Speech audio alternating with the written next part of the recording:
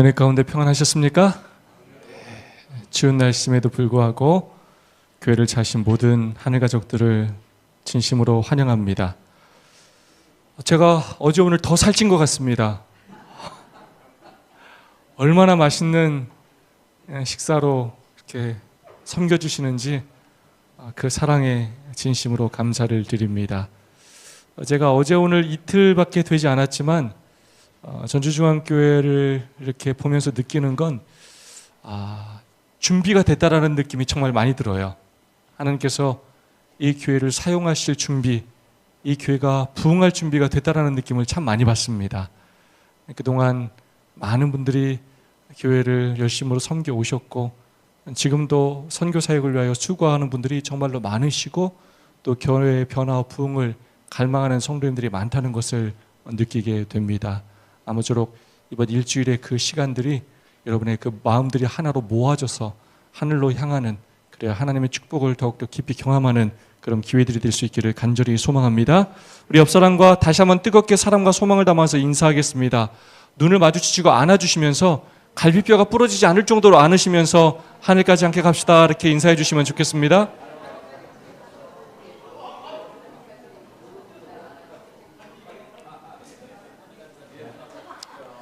다음에 인사할 때는 최소 3분씩 하시면 좋습니다. 일어나서 옆 사람도 하고 뒷 사람도 하고 이렇게 여러 사람들과 여러분 사랑의 교제를 나눠주시면 좋겠고요. 지금 이렇게 하라고 하는 이유는 스킨십을 하기 위함입니다. 뭘 하기 위함이라고요? 스킨십. 물론 이성 간에는 좀 조심해야 될 부분이 반드시 있지만 상대방이 그것을 동의한다면 손을 잡고 눈을 마주치고 또 안을 수 있는 관계라면 안아주시면서 그렇게 사랑을 전할 수 있으면 정말로 좋겠습니다. 어제 우리는 왜 초기교회가 부흥했는가, 하나님께서 바라시는 교회는 어떤 교회인가를 살펴봤습니다. 자, 결론적으로 초기교회가 부흥했던 이유, 첫 번째, 그들은 뭐였다고요? 가족. 이걸 다른 말로 그들은 뭐였다고요? 운명 공동체. 요즘 탄핵 심판하면서 굉장히 많이 나온 단어가 운명 공동체라는 단어예요. 초기교회가 진짜로 부흥한 첫 번째 이유는 그들이 뭐가 됐다고요? 운명 공동체. 진짜 한 마음과 한 뜻이 됐어요. 그 전에는 예수님을 따라다녔지만 한 마음과 한 뜻이 아니었어요. 복음을 전하는 것도 그들의 삶의 목적도 아니었고, 예수님 따라다니면서 어떻게 하면 내가 복받고 행복하고 높은 자리에 앉을까 생각하며 따라다녔어요. 그들의 마음에 진심이 없었던 건 아니에요. 그들이 진심으로 예수님을 사랑했어요. 하지만 그 마음과 또 겸해서 세상적인 마음이 그들에게 여전히 있었다는 것입니다. 3년 반이라는 시간 동안 그들의 마음속에서 그런 욕구들이 사라지고 또 다른 새로운 욕구를 하나님께서 그들의 삶에 넣어 주셨습니다. 그래서 그들이 이제 나는 예수님의 제자다라는 그 정체성을 갖게 되는 것입니다. 그래서 그들이 첫 번째 운명 공동체가 되었고, 두 번째 무슨 공동체가 되었을 때요? 사명 공동체가 되었을 때 초기교회는 놀라운 부흥을 경험하게 되었습니다.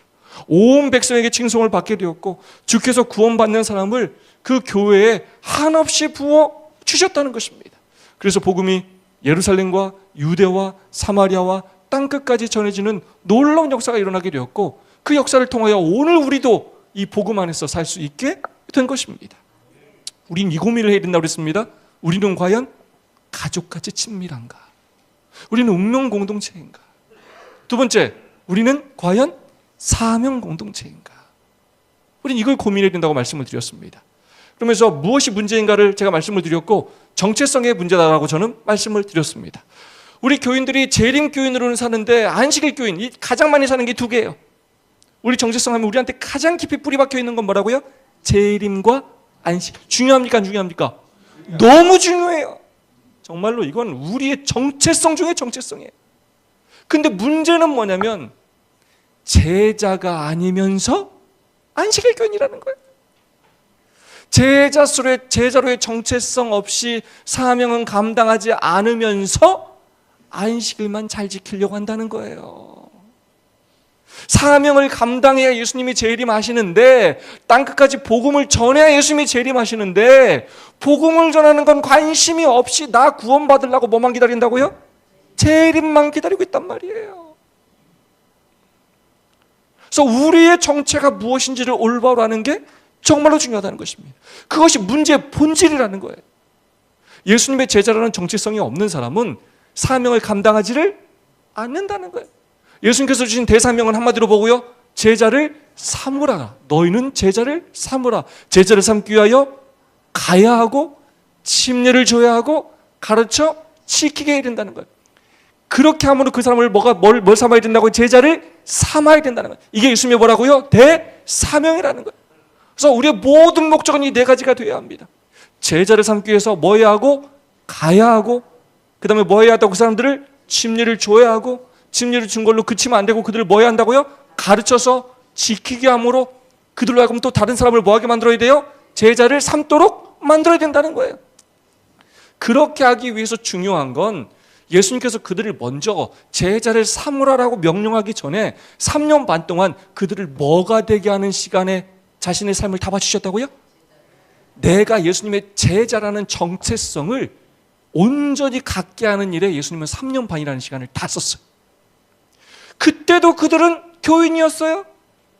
율법을 열심히 지켰고요, 안식일을 철저히 구별했고요, 11금, 구제원금 철저히 드렸어요.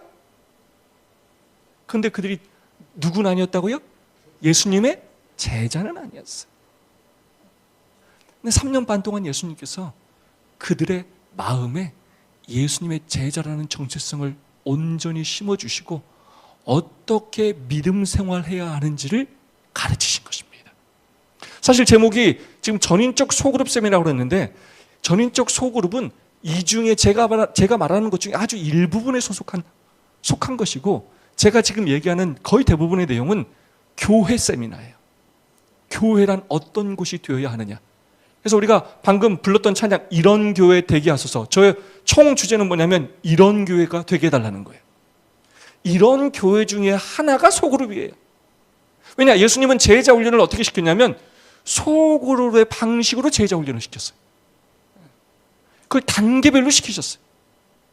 그래서 우리가 어떤 교회가 되어야 하느냐에 대해서 고민하는 것입니다. 근데 우리가 진짜 교회가 되는 건 우리가 예수님의 뭐라는 정체성을 갖는 것이고, 제자라는 정체성을 갖는 것이고, 온 성도들이 뭐가 되어서, 첫 번째 무슨 공동체가 되어서? 운명 공동체가 되어서, 두 번째 무슨 공동체가 되는 것? 사명 공동체가 되는 것입니다. 우리가 예수님의 제자라는 운명 공동체가 되어서 제자를 삼으려는 사명 공동체가 될 때 이 교회야말로 하나님께서 바라시는 교회라는 거예요.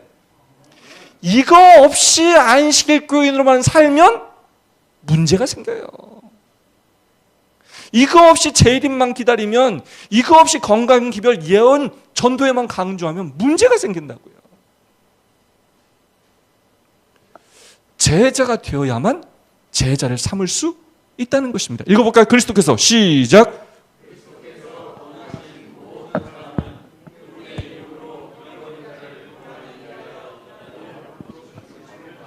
자, 제가 뭐의 색깔을 칠했어요? 모든 사람. 그리스도께서 구원하신 누구요? 모든 사람.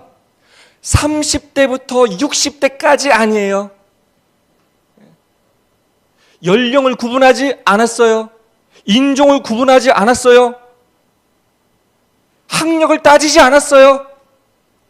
예수님께서 구원하신 모든 사람입니다. 제가 재림교회 있으면서 제가 가장 우리의 문화 가운데 아쉬워하는 것은 무엇이냐면 이 원로라는 제도예요.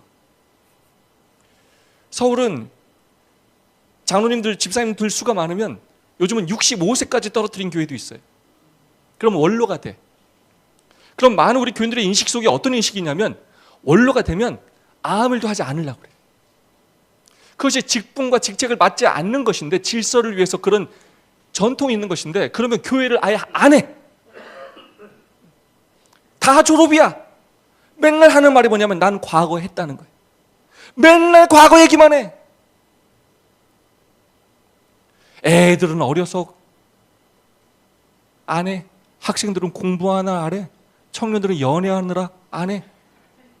젊은이들은 직장 생활하고 애 키우느라 안 해. 기성세대들은 바쁘다고 또 돈 벌러 다닌다고 안 해. 연세 드시면 늙었다고 안 해. 우리 교회 안에 지금 일하는 사람이 있다고요, 없다고요? 전도하고 선교하는 사람이 있다고요, 없다고요? 없어요. 실제 교회를 나오는 사람의 수는 4만 명 정도밖에 안 되고, 그 중에서 열심히 일하는 사람은 3%에서 10%밖에 안 돼요. 많아야 4천 명밖에 안 된다는 얘기예요 지금. 이게 우리의 현실이. 여러분 지금 전라북도에서 열심히 일하는 우리 재림교인이 몇 명일 것 같아요? 전라북도에서 과연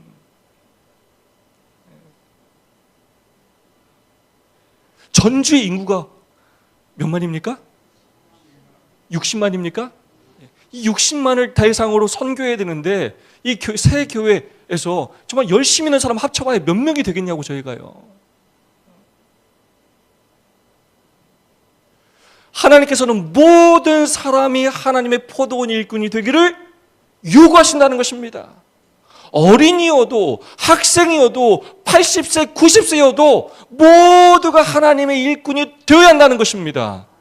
예수님의 제자가 되어야 하고 다른 사람을 제자로 삼기 위해 노력해야 된다는 것입니다.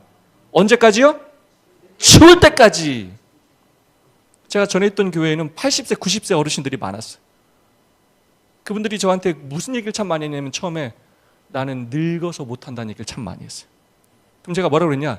저한테 그런 얘기 다시는 하지 말라고 그랬어요. 언제까지 일하시라고요? 죽을 때까지 하시라고. 하나님께서 여러분을 지금도 살게 하셨다면 여러분에게 할 일이 있다고요. 여러분만이 할 수 있는 일이 있다고요. 여러분이 만나는 사람이 있고 여러분이 사랑을 전해야 할 대상이 반드시 있다는 거예요. 우리의 삶의 자리, 삶의 영역이 다 달라요. 하나님께서 사용하시는 방법이 다 달라요. 살아있는 한 우리는 죽을 때까지 예수님을 닮아가야 하고 제자가 되어야 하고 어떻게든 모든 방법을 동원하여 제자를 삼기 위해 노력해야 하는 것입니다. 그 나머지 모든 것들은 다 하나님의 영역이에요. 우리가 할 수 있는 건 우리의 삶의 자리에서 최선을 다하는 것 뿐이라는 것입니다. 자, 다시 한번 정리합니다. 예수님의 제자가 되지 않으면 다른 사람을 제자로 삼을 수가 없어요. 그래서 예수님께서 과연 3년 반 동안 어떻게 제자들로 하여금 나는 예수님의 제자라는 정체성을 갖게 하셨는지를 살펴보자는 것입니다. 그래야 제자를 삼으라는 그 사명이 의미가 있어지기 때문입니다. 자, 예수님의 제자가 되는 방법, 어떻게 예수님께서 제자들을 제자로 삼으셨나요? 첫 번째 예수님께서 그들의 삶에 다가가셨어요. 그래서 제자들을 부르셨어요. 나를 따르라. 내가 너희로 사람을 하는 어부가 되게 하리라. 그렇게 했을 때 제자들이 뭐 했다고요? 부르시면 뭐 했다고요? 응답했어요. 배와 그물을 버리고 예수님을 쫓았어요. 여러분, 대단한 희생과 헌신 아닙니까? 배와 그물을 버리는 게 쉬워요, 어려워요? 굉장히 어려워요. 세리인 마태도 안정적인 직장을 버린 거예요. 대단한 믿음과 결심으로 주님을 따랐어요. 부르심에 응답했다는 것입니다. 자, 무슨 의미냐? 여러분, 부르지 않았는데 온 사람이 있어요, 없어요? 있어요, 한 명. 가룟 유다는 안 불렀는데 왔어. 지발로 왔다가 지발로 갔어. 무슨 말이냐? 예수님의 제자는 내가 잘나서 되는 게 아니에요. 나의 결심이 필요하지만 우리를 제자 삼으시려고 예수님께서 우리의 삶에 먼저 다가오셔서 우리를 건져내시고 불러주신 것입니다. 예수님의 제자가 되는 건 하나님의 은혜로 되는 것입니다. 우리가 어떤 대단한 능력을 갖고 어떤 자격을 얻었기 때문에 예수님의 제자가 되는 게 아니라는 거예요. 그렇기 때문에 모든 사람이 다 예수님의 제자가 될 수 있는 거예요. 왜냐? 하나님은 그런 자격을 따지지 않아. 너 대학 안 나왔지?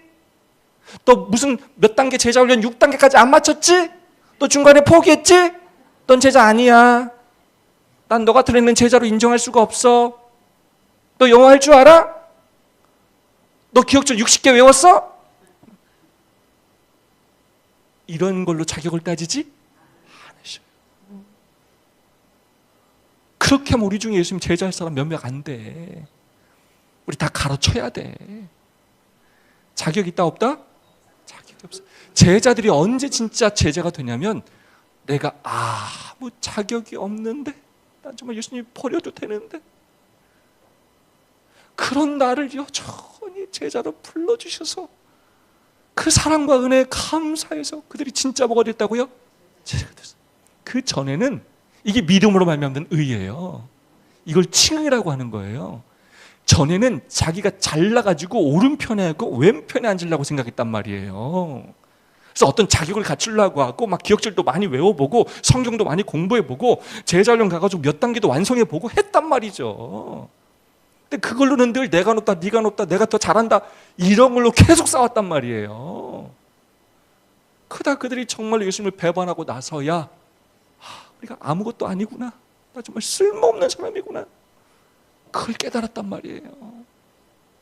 그제서야 그들이 진짜 제자가 되는 경험을 해요. 자, 부르심에 응답해야 합니다. 자, 이 부르심의 응답을 오늘날로 말하면 이게 뭐냐면 법적인 용어로 이걸 칭의라고 합니다. 자, 오늘날로 말하면 침례를 받는 거예요. 자, 침례 안 받는 사람 한번 손 들어볼까요? 침례 안 받는 사람, 안 받는 사람 손 들어보세요. 여러분 침례 다 받으셨죠? 침례를 받았다는 의미는 뭐냐면 나는 예수님의 제자가 되기로 결심했다는 뜻입니다. 아시겠습니까? 여러분 이미 제자가 되기로 뭐한 사람이라고요? 결심한 사람이에요. 아닌 척하고 살아서 그렇지, 전혀 인식을 하지 않고 살아서 그렇지, 이미 예수님께서 여러분을 다 뭘로 부르셨다고요? 제자로 불렀어요. 이게 첫 번째 정체성이 우리의. 자, 예수님의 제자가 된다는 건 지속적으로 그분을 배우고 맡겨주신 제자를 삼으라는 사명을 감당하기로 결심하는 거예요. 근데 제가 진짜 아쉬워하는 건 뭐냐면 우리 재림교회에서는 침례 심은 자체에 제자라는 단어가 한마디도 없어요. 제자 교육이라는 이 교육을, 프로그램을 소수의 시간 있는 사람들만 데리고 가는 프로그램으로 인식하고 있어요 지금. 그래서 대부분의 교인들은 나를 뭐라고 생각하지 않는다고요? 제자로 생각하지 않아. 성경 공부할 때부터 그렇게 가르치질 않아. 그냥 하나님의 자녀가 되고 복 받고 안식을 잘 지키고 11금 잘 드리고 건강기를 잘 지키고 이런 것만 강조한단 말이에요. 그렇지 않다는 것입니다. 우리가 침례를 받는 건 예수님의 제자가 되는 결심을 하는 거예요. 예수님께서 십자가를 지신 것처럼 나도 십자가를 지고 예수님이 걸어가신 길을 걸어가겠다고 결심하는 것입니다. 예수님께서 기뻐하시는 것을 기뻐하고 예수님께서 슬퍼하시는 것을 슬퍼하고 나도 그렇게 예수님처럼 살겠다고 결심하는 것입니다. 꽃길만 걷겠다는 게 아니에요. 나 구원받고 나 행복하고 나 건강하고 나 잘 먹고 잘 살려고 우린 예수님을 믿는 게 아니라는 거예요. 우리는 십자가의 길을 걷겠다고 결심하는 거예요. 그렇게 가르치지 않았다면 문제가 있는 거예요. 그걸 사이비라고 하는 거예요. 복만 받고 사랑만 받고.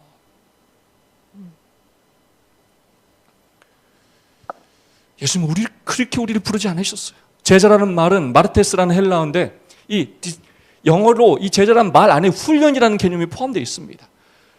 자신을 교사에게 예속시키는 것이고 스승과 함께 거주하면서 끊임없이 배우며 복종하는 삶을 살아가는 것. 이건 단순히 한 번으로 끝나는 것이 아니라 삶에서 계속적으로 반복되는 과정을 의미하는 거예요. 다르게 말하면 제자 훈련은 끝이 있다고요, 없다고요? 예수님을 배우는 일에 끝이 있다고요, 없다고요? 예수님은 크고 위대한 하나님이셔요. 우리가 배우고 알아가도 끝이 있다 없다? 끝이 없이 위대하신 분이에요. 그 제자 훈련은 끝이 없어요. 그래서 안식일이 매주마다 있는 거예요. 천천히 그분을 계속해서 닮아가는 그 과정이 바로 제자가 되는 것입니다. 자, 여러분 침례를 다 받으셨으니까 예수님의 제자가 되기로 결심하신 것입니다. 아시겠습니까? 자, 침례 받으면 다 구원받습니까, 장로님? 침례 받으면 다 구원받아요? 대답 잘해야 돼요. 이단이 생길 수 있어요. 침례 받으면 다 구원받아요? 자, 우리는 그렇게 가르치지 않아요. 우리는 예정론을 가르치지 않아요. 침례는 예수님을 믿기로 결심하고 신앙을 시작하는 거예요. 항상 그분과 그리스도 안에 있으면서 그분의 말씀에 순종하면서 계속 믿음의 길을 걸어가야 하는 것입니다. 그래서 부르심에 응답했다고 다 예수님의 제자가 되는 게 아니라는 거예요. 제자들도 공생의 3년 반 동안 계속 예수님의 제자였다 아니었다, 제자였다 아니었다, 왔다리 갔다리 했어요 안 했어요?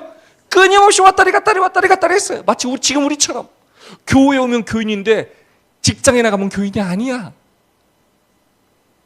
상황이 좋으면 교회를 열심히 하는데 조금 기분 나쁘면 안 해. 내 성격대로, 내 고집대로 그렇게 믿음 생활한단 말이에요. 그래서 그런 그들을 진짜 제자가 되기 위해서 예수님께서 하신 두 번째 방법이 있어요. 그게 뭐냐면 예수님께서 제자들과 함께 있어 주셨어요. 이거 굉장히 중요해요. 두 번째, 예수님께서 제자들과 뭐 해주셨다고요?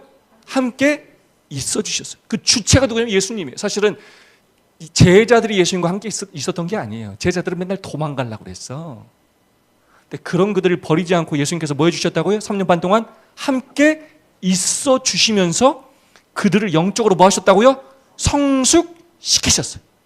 여러 정체성 중에 예수님의 제자라는 정체성이 그들의 심령을 가득 채우도록 3년 반 동안 그들을 버리지 않고 뭐 하셨다고요? 함께 있어 주셨어요.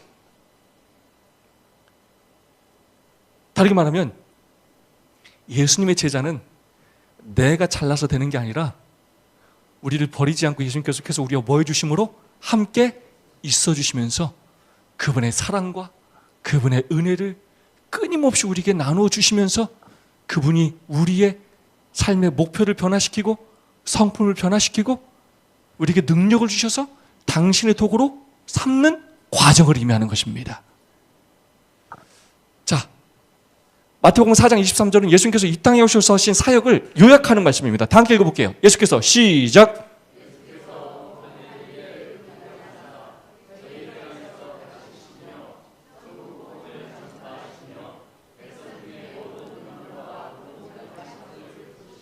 자, 예수님께서 이 땅에 오셔서 하신 세 가지 일이 이렇게 말하고 있어요. 첫 번째, 회당에서 뭐 하셨고? 가르치셨고. 두 번째 뭐 하셨고요? 천국 복음을 전파하셨고. 세 번째 뭐 하셨다고요? 모든 병과 약한 것들을 뭐 하셨다고요? 고치시는 일을 하셨어요. 의사로, 교사로, 목사로서의 일을 예수님께서 이 땅에 오셔서 하셨어요. 근데 중요한 건 뭐냐면 제자들을 부른 다음에 제자들을 매번 데리고 다니셔. 계속 데리고 다니셔.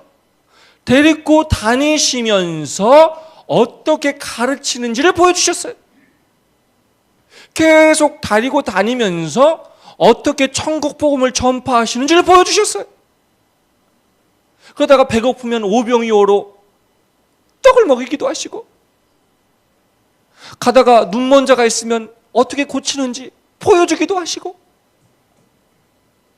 오리를 가자 하니까 심리를 해주시고, 오른뺨을 맞으니까 왼뺨을 돌려대시고, 어떻게 사랑하는지, 어떻게 겸손히 행하는지, 아무도 발을 씻기려고 하지 않을 때 예수님께서 먼저 무릎을 꿇으시고 제자들의 발을 씻겨주심으로 무엇이 겸손인지를 다 보여주셔요.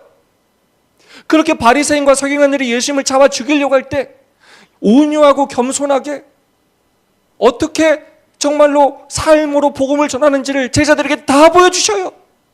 어떻게 원수를 사랑하는지를 예수님께서 다 보여주시고 십자가에 달리셔서까지도 저들이 하는 일을 알지 못한다고 저들의 죄를 용서해달라고 하시면서 삶으로 다 보여주셔요.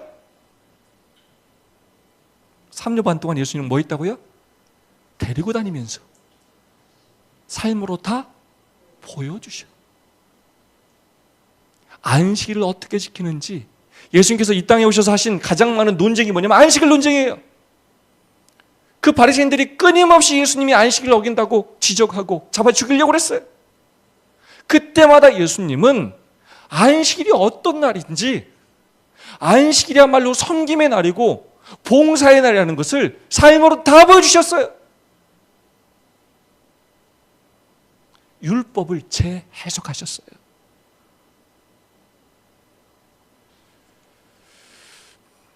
예수님은 그렇게 제자들과 함께 하시면서 제자들에게 당신의 사랑과 은혜를 끊임없이 나누어 주셨어요. 창조는 뭐냐면 예수님께서 시간 속에 역사하시는 사건이에요. 예수님은 시공간을 초월하시는 분이에요. 신이에요. 근데 창조라는 사건은 그분이 우리의 시간 속으로 들어오시는 사건이에요. 저한테 이번 일주일은 특별해요. 왜 특별하냐? 제가 지금 여러분과 뭘 같이 보내고 있다고요? 시간을 같이 보내요. 우리가 평생 이렇게 같이 많은 시간을 보낼 일이 앞으로 있을 거라는 보장이 없어요. 특별한 일이에요, 이건. 제가 만약 이번 주에 오지 않았다면 평생 앞으로 여러분을 개인적으로 마주칠 일이 한 번도 없었을 수도 있어요. 몰라, 우리는. 아무리 가까운 옆집에 사는 이웃도 우리가 어떤 목적을 갖고 만나지 않으면 한 번도 얼굴을 안 맞힐 수도 있는 거예요. 근데 예수님께서 분명한 목적을 가지고 창조하셨어요. 창조하시고 시간의 제한을 받지 않는 분이 누구의 시간으로 오셨다고요? 우리의 시간으로 들어오셔서 24시간을 만드시고 12시간을 낮이라 칭하시고 12시간을 밤이라 칭하시고 우리와 함께 거하시는 사건이 창조예요. 두 번째 소영씨는 뭐냐? 그분이 시간 속에만 거한 것이 아니라 이제는 자신을 더 잘 보여주기 위해서 우리와 더 가까이 하기 위해서 어디까지 오셨다고요? 공간에까지 오신 거예요. 예수님은 공간을 초월하는 분이에요. 그런데 예수님께서 뭘 입으시고? 육신을 입으시고 우리의 공간에 오셔서 우리와 함께 숨쉬고 손을 잡고 만져주시고 함께 삶을 나누신 거예요. 여러분, 이거 놀라운 일이에요. 여러분, 우리가 지금 감이 없어서 그래요. 우주가 얼마나 크고 위대한지, 우주에 얼마나 많은 우주 거민이 있는지를 우리가 몰라서 그래. 하나님이 육신을 입고 이 땅에 오셨다는 것은 이건 어마어마한 사건입니다. 그분이 피조물들에게 십자가에 달려 죽으셨다는 건 이건 정말 어마어마한 사건이에요. 근데 예수님께서 우리와 함께 하시기 위해서 그렇게 하신 거예요. 두 분 왜 같이 앉았어요? 좀 떨어지셔요. 진짜 떨어지시네? 왜 같이 앉아요? 부부니까. 부부라고 다 같이 앉는 게 아니에요. 교회 오면 꼭 따로 앉는 사람이 있어요. 꼭 같이 앉는 사람이 있고. 여러분, 왜 결혼하는지 아십니까? 같이 있는 게 좋아서. 그 밤에 떨어져 있고 싶지가 않아. 같이 있고 싶어서. 왜요? 사랑하니까. 손도 잡고 싶고 뽀뽀도 하고 싶고 이야기도 하고 싶고 밥도 같이 먹고 싶고 모든 삶을 뭐 하고 싶어요? 나누고 싶어. 나누고 싶어. 하루 종일 만나고 데이트하고 헤어졌는데 집에 가면 곧바로 또 전화해. 보고 싶다고.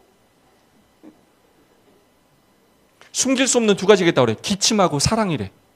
기침은 계속 나오게 돼 있고 사랑도 서로 사랑하면 그거 숨길 수 있다 없다? 없어. 이 눈빛을 숨길 수가 없어요, 사랑하면. 그래서 우리는 가족의 거짓말이 진짜인지 다 보여, 이게. 교인들이 서로 사랑하는지 사랑한 척하는지 다 보인단 말이에요. 여러분들이 이웃들을 사랑하는지 안 하는지 다 보인단 말이에요. 개도 있잖아요. 개도 사람이 자기를 좋아하는지 안 하는지 다 알아.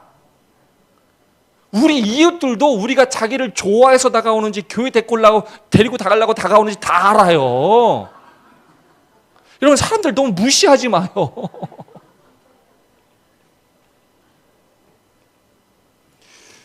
제자들이 그런 걸 다 경험하고 나서 그럼에도 불구하고 자신들을 그렇게 사랑하는 예수님 때문에 그들이 목숨 바쳐 예수님을 섬기게 된 거예요.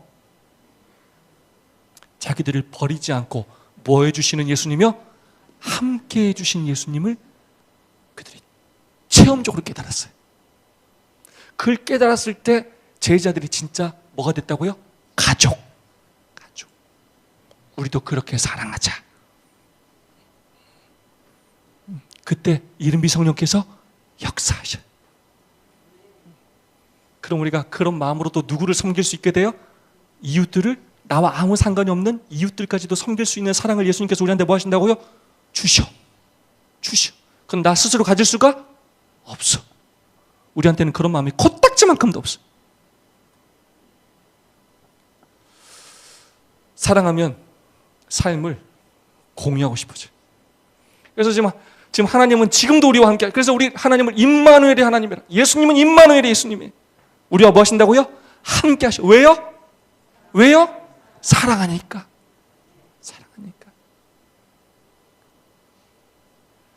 예수님은 이 모든 것들을 삶으로 모범을 보이셨어요.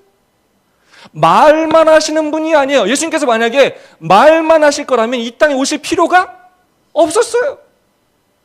성경책으로, 선지자들로 얼마든지 할 수 있었단 말이에요. 근데 예수님께서 그렇게 하지 않으셨어요. 직접 뭐 하셨다고요? 육신을 입고 이 땅에 오셨어요. 시대의 소망에서는 예수님의 삶을 두 가지로 표현합니다. 무화적이고 이타적인 삶이라고 그렇게 평가해요. 무화적이고 이타적인 삶을 사셨는데 예수님의 삶은 산과 평지 사이의 삶이라고 이렇게 표현해요. 산과 평지 사이의 삶. 산에서 날마다 새벽에 기도하시고 밤새 기도하시고, 그리고 동이 트면 제자들을 데리고 공생애를 위하여 그렇게 평지로 나가서 섬기는 삶을 사셨습니다. 그렇게 그들을 데리고 다니면서 삶으로 어떻게 섬기는지, 어떻게 살아가는지를 다 모본을 보여 주셨다는 거예요. 오늘날 우리가 하는 제자 훈련이 성공을 거두지 못한다면 그 이유는 무엇이냐면 삶으로 모본을 보이지 않고 다 뭐 하려고 그래요? 말로 가르쳐.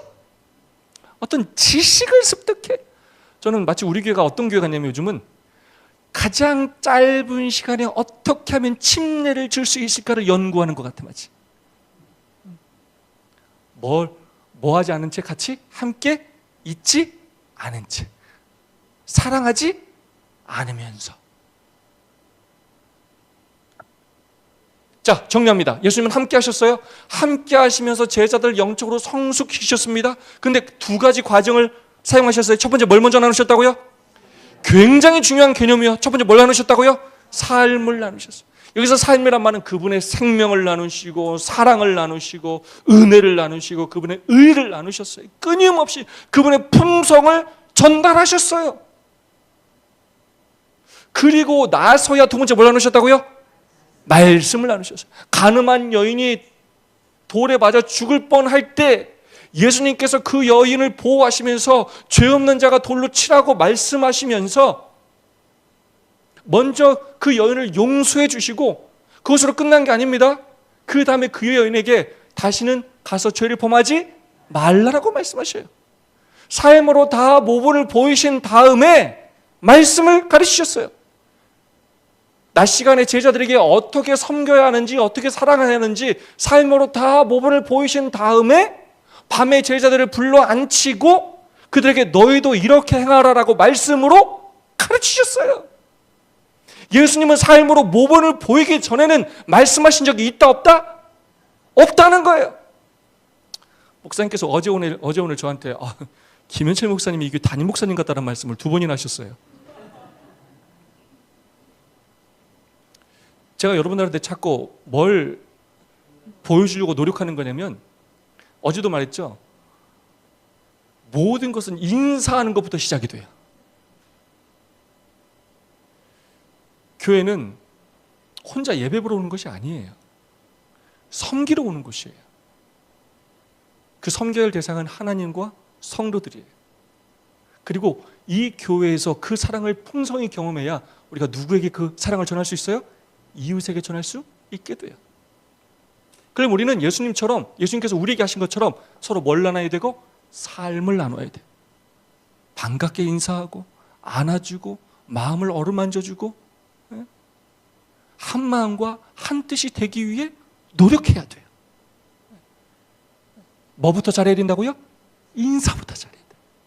오자마자 제자리에 앉아서 가만히 계시지 말고 묵상 기도한 후에 사랑하는 가족들 가서 손도 잡아주고 안부도 물어주고 필요하면 기도도 해주고 이런 시간을 가져야 합니다. 그게 훈련이 돼야 우리가 믿지 않는 사람, 이웃들까지도 그런 마음으로 먼저 다가가서 그들을 섬길 수 있게 되는 거예요. 그걸 제가 먼저 모범으로 해서 여러분한테 뭐 하는 겁니까? 보여주는 거예요. 여러분도 그렇게 하시라고. 제가 인천 세천사교에 있을 때는 저희 사택이 4층이에요. 제가 교인들을 8시 반까지 오라고 그랬어요. 아침에. 기절 촉풍할 일이죠. 그럼 저는 거의 몇 시에 내려가냐? 8시면 내려가요, 교회를.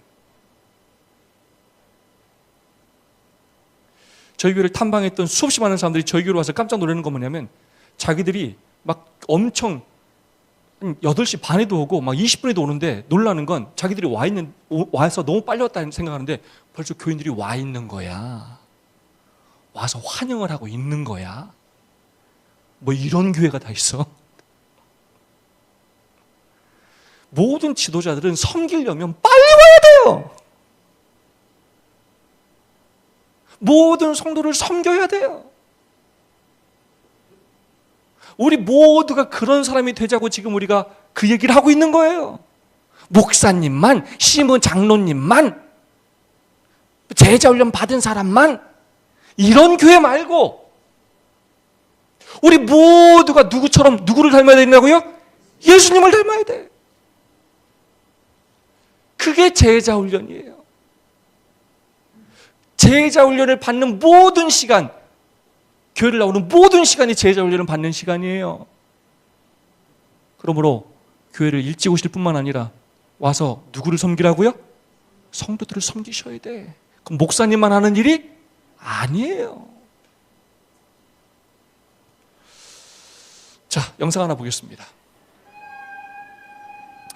이태석 신부에 관련된 영상입니다. 울지마 톤즈를 홍보하는 영상입니다. 남수단 사람들은 우는 것을 굉장히 수치로 여기는데 남수단 사람들이 이태석 신부가 죽었을 때 정말로 많이 울고 슬퍼했어요. 신부님이 돌아가셨다는 걸 그들이 믿을 수가 없다는 거예요.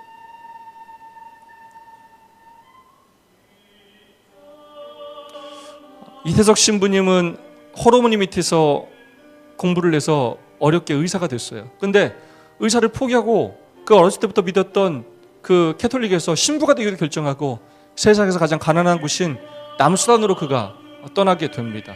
저기 나병 환자촌이에요. 일주일에 한 번씩은 저 나병 환자촌에 가서 저 나병 환자들을 섬겼습니다.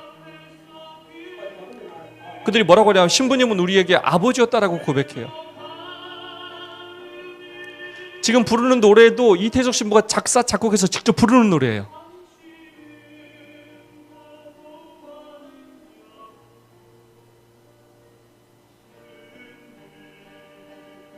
사람들은 그를 수단의 슈바이처라고 그렇게 불렀어요.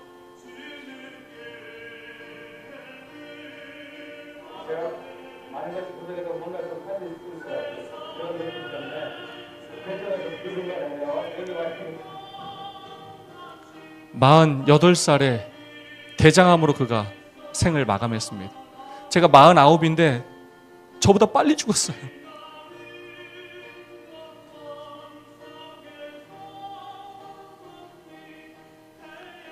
죽기 전까지 그는 모든 삶을 그 남수단에 다 바쳤어요.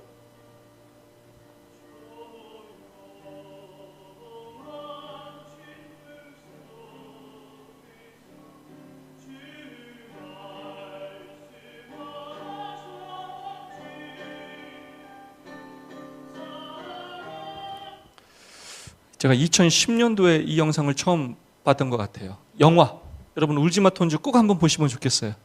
제가 안식일 오후에 섬기는 교회에서 오후에 성도들하고 같이 이 캐톨릭 신부님의 삶에 대한 영화를 봤어요. 근데 우리 모든 교인들이 다 울었어요. 다 울었어. 한 분도 울지 않은 사람이 없어. 저도 너무 감동을 많이 받았어요. 저도 펑펑 울었어요.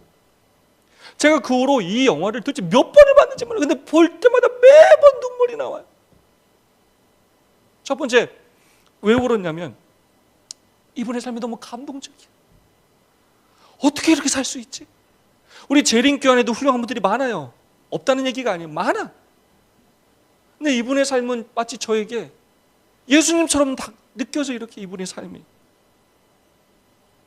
여러분, 우리가 해외 선교 한번 갈 수 있어요. 건물도 지어줄 수 있고요. 좋은 물건들도 전해주고 올 수 있어요. 근데 이 사람은 그렇게 산 게 아니에요. 그분의 삶 자체를 그곳에 다 바쳤어요. 아무도 알아주지도 않고, 자기가 도와줬다고 자신에게 어떤 유익이 있지도 않고, 그걸로 자신을 알리고 명예를 누리고 그들을 자신의 삶의 도구로 사용한 게 아니에요.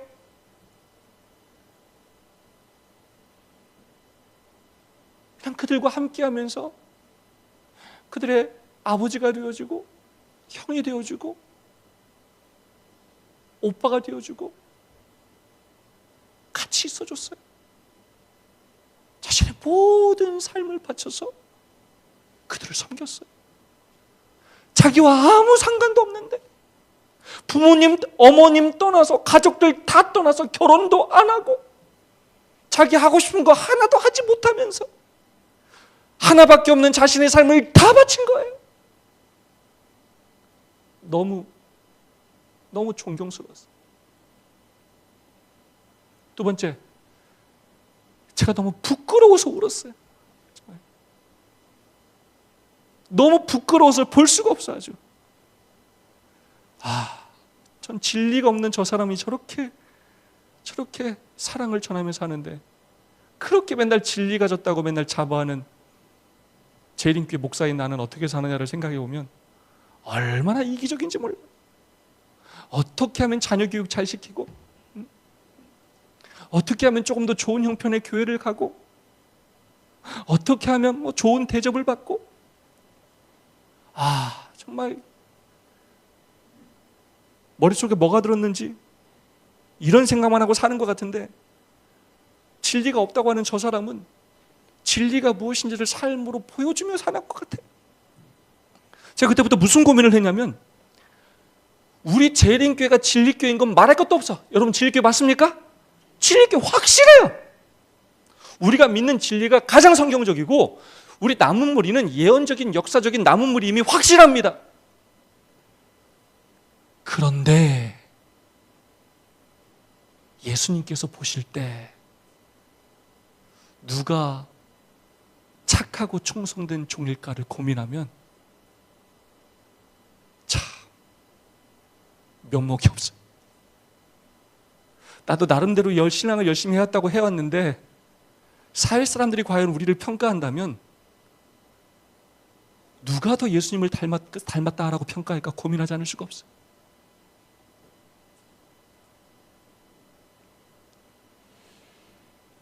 이 사람은 남수한 사람들에게 캐톨릭을 믿으라는 말을 하지 않았는데, 남수단에 있는 대부분의 사람들이 다 캐톨릭이 됐어요. 그를 아는 많은 사람들이 다 뭐가 됐다고요? 캐톨릭이 됐어요. 뭘 나눴을 뿐인데? 삶을 나눴을 뿐인데. 진심으로 그들을 사랑해서 그들과 함께 있어주는 것만으로도 진리가 전해진다는 거예요. 아프리카 교과서에 실렸어요.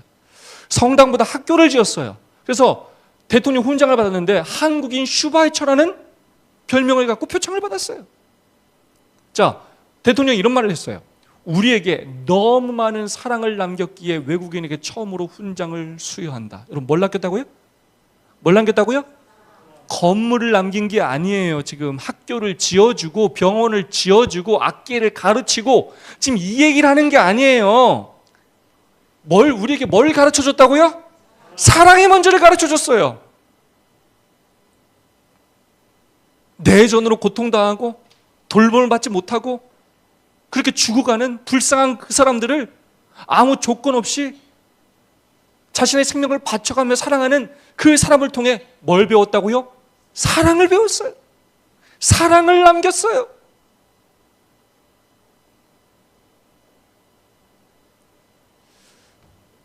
이 책 읽어보시면 좋습니다. 친구가 되어주실래라는 책이에요. 처음엔 워낙 가난하니까 여러 가지 계획을 많이 세웠다. 그러나 시간이 지나갈수록 같이 있어주는 것이 가장 중요하다는 것을 깨달았다. 어떤 어려움이 닥친다 해도 그들을 버리지 않고 함께 있어주고 싶다. 정말 감동적이지 않습니까? 어떤 순간에도 그들을 버리지 않았어요. 마치 누구처럼? 예수님처럼. 제 마음에 목사로서 그런 마음이 들 때가 사실 한두 번이 아니에요. 목사도 가라는 교회를 가잖아요, 그죠? 내가 교회를 선택할 수가 없어. 간 교회가 다 내 마음에 맞는 사람은 있는 게 아니에요.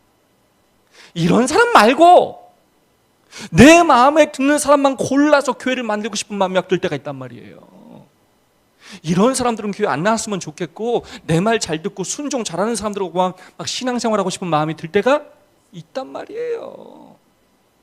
아, 이 교회에서는 열심히 해봐야 소용이 없어, 다른 교회 가서 열심히 해야지, 이런 마음을 자꾸 사단이 갖게 할 때가 많아요. 근데 그때마다 예수님께서 저에게 주신 기별이 뭐였냐면, 제가 제일 좋아하는 말이에요. 심겨진 곳에서 꽃 피우라 라는 말씀이에요. 뭐라고요? 심겨진 곳에서 꽃 피우라는 거. 많은 사람을 구원하려고 노력하지 말고 지금 내가 너에게 맡긴 영혼들을 사랑으로 잘 섬기라는 거예요. 그 사람들이 부족하든 감사할 줄 모르든 변할 것처럼 보이지 않는다 할지라도 내가 너희들을 섬긴 것처럼 너희 또한 그렇게 섬기라는 것입니다. 함께 있어주라는 거예요. 제가 그 깨달음을 가슴에 새긴 후로는 제가 그렇게 살려고 정말 많이 노력해요. 어디에서 가면 결과가 더 좋을 것 같고 더 성공할처럼 느껴질 때가 많아. 하지만 우리는 하나님께서 우리에게 있게 하신 그 삶의 자리에서 우리는 최선을 다해서 우리가 만나는 사람들을 섬겨야 하는 것입니다. 이태석 신부에게 그런 사랑을 받고 살았던 많은 학생들이 이태석 신부가 죽었는데 그들이 어떤 결심을 하게 되냐면, 나도 그 받은 사랑을 뭐하며 살겠다고요? 나누며 살겠다고 결심해서 나도 의사가 되겠다고 결심했고, 47명의 의사들이 이미 배출돼서 한국에 와서 공부를 해서 배출돼서 지금 세계 곳곳으로 흩어져 가지고 지금 그들이 다 누구처럼 살고 있다고요? 이태석 신부처럼 살고 있어요. 이태석 신부 제자들은 지금도 계속해서 또 다른 이태석이 되고 있다는 거예요. 여러분, 이게 제자훈련이에요. 제자훈련은 이론으로 하는 게 아니에요. 이론이 필요 없다라는 말이 아니라 진짜 삶을 나누지 않으면 절대로 질기는 들어가지 않는다는 것입니다. 따라해 주시면 감사하겠습니다. 제가 목회 철학으로 여기는 말이에요. 삶으로 가르치는 것만 남는다. 제가 금연금주 강사를 오랫동안 했어요. 금연금주 강사를 중고등학교에서도 많이 하는데 하면 특별히 고등학생들은 강의가 끝나면 질문을 하라고 하면 여러분 어떤 질문을 가장 많이 할 것 같아요? 어떤 질문을 할 것 같아요? 딱 들고 무슨 질문을 하냐면, 선생님 담배 피세요? 선생님 술 드세요? 이렇게 질문해요. 이 무슨 말이에요? 네가 술 마시고 네가 담배 피면서 이런 얘기하면 우리는 이거 듣지 않겠다는 거예요. 너나 잘하라고. 왜냐? 그 시간에도 여전히 학생 주임 선생님은 밖에서 담배를 피고 있어. 학생들의 생각은 뭐냐면, 왜 어른들은 하면서 우리는 하지 말? 우리한테도 해로우면 어른들한테도 해로운데 왜 자기는 하면서 우리한테는 하지 말라고 하냐고. 아이들은 절대로 이걸 이해할 수가 없어요. 나는 그렇게 살지 않으면서 너는 그렇게 살아라? 안 된다고요. 그래서 예수님께서 이 땅에 오신 거예요. 바리새인들은 말만 했어요. 율법을 늘 이론으로 가르쳤단 말이에요. 안식일 어떻게 지키고 몇 시까지 조항을 만들고 말만 했단 말이에요. 근데 진짜 신앙은 그런 게 아니라는 것을 예수님께서 이 땅에 오셔서 삶으로 다 보여주신 거예요. 왜 남은 물이냐? 남은 물이는 율법의 수호자인데 그 율법의 수호자는 계명만 지키면서 우리가 안식일만 막 시간만 철저하게 지키고 교회 왔다가 집에 가는 걸 말하는 게 아니라고요. 우리가 진짜 이 십계명이 의미하는 바가 뭔지, 율법이 의미하는 바가 뭔지, 그 사랑이 뭔지를 진짜 우리의 삶을 통해서 이웃들에게 뭐 해야 된다고요? 보여줘야 되는 거예요. 진짜 안식일의 정신이 무엇인지, 진짜 재림을 기다리는 삶은 어떤 삶인지를 보여줘야 되는 거예요. 그게 마태복음 25장에 있는 세 가지 비유예요. 달란트의 비유, 열천이의 비유, 양과 염소의 비유. 그 양과 염소의 비유에서는 우리가 이웃들을 뭐 하는 거에 대한 겁니까? 섬겨야 돼.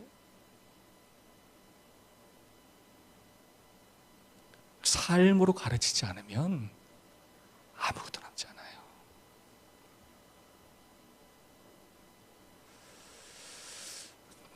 작년에 120주년 기념 공연이 있었는데 그때 대면이라는 술람미 공연을 했습니다. 테오도린 왕거린 여사에 대한 이야기입니다. 한국 초기 재림교회 선교사에 대한 이야기였습니다. 미미 샤펜버그의 동생이었고 병으로 순직한 순직한 목사님의 부인이었습니다. 1909년에 21살에 조선에 와서 세천사 기별을 전했고 그러는 동안 딸과 남편과 언니를 모두 잃었습니다. 제가 이거 왜 보여주냐면 제목이 너무 좋아요. 제목이 뭐냐? 대면이에요. 뭐라고요? 대면. 영어로는 face to face. 대면. 자, 저 선교사가 한국에 왔을 때 말이 통했을 것 같아요? 말이 통했어요? 안 통해. 어떻게 복음을 전하냐고, 어떻게? 그럼에도 불구하고 그가 이곳에 와서 조선 사람들과 눈을 마주하고 얼굴을 맞이하고 손을 잡아주고 같이 슬퍼해주고 같이 기뻐해주고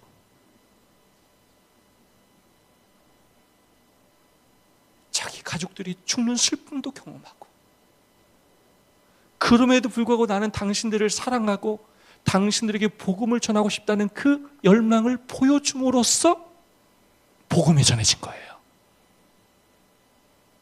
복음을 받아들이는 사람이 받아들이지 않고 오해하고 시간이 걸린다 할지라도 자신의 삶을 바쳐서 희생하고 헌신했기 때문에 복음이 전해진 거예요.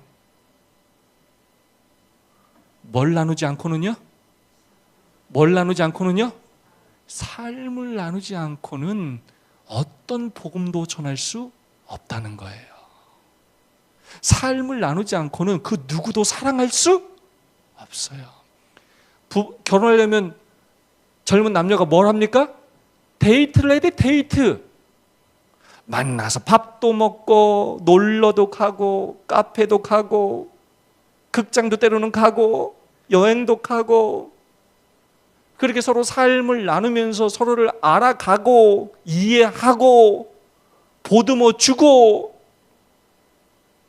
그래야 사랑하게 되고 그래야 함께 살 수 있는 거예요. 오늘 우리의 문제는 삶을 나누지 않는다는 거예요.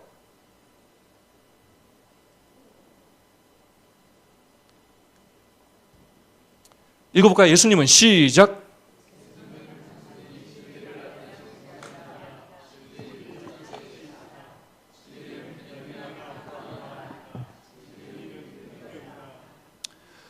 사기 교과의 저자가 훌륭한 말씀을 하셨어요. 예수님은 진리 자체예요. 진리는 개념이나 구조가 아니라 진리는 뭐라고요? 인격이에요. 인격. 자, 진리를 전한다는 말은 뭘 전하는 거라고요? 인격을 전하는. 자, 내가 예수님께서 우리와 함께 하시면서 예수님께서 나에게 인격을 주시는 게 예수님의 품성을 담는 게 제자가 되는 거예요. 내가 성도들과 이웃들과 이렇게 함께 하면서 예수님께 받은 인격을, 품성을 다른 사람에게 전하는 게 뭐냐면 이게 제자를 삼는 거예요. 전도는 뭘로 하는 거라고요? 인격. 삶으로 하는 거예요.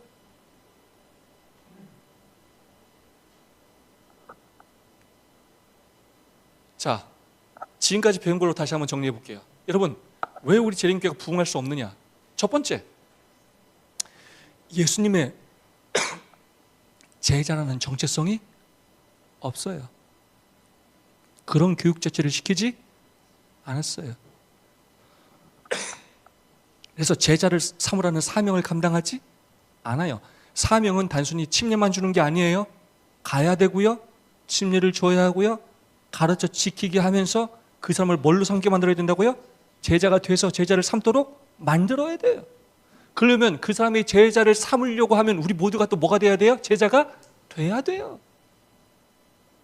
우리가 제자가 안 됐는데 어떻게 그런 일이 일어날 수가 있냐고. 일어날 수가 없어요. 아예 전무예요. 전무. 그러니까 어제 살펴봤던 것처럼 어제 통계가 충격적이라는 분 많이 봤어요. 제가 어제 통계가 충격적이죠. 우리 재림교회 통계가 충격적이에요. 침례를 한 명도 못 주는 교회가 60%라는 건 충격적. 이 수치가 늘어날 것 같아요? 줄어들 것 같아요? 늘어나죠.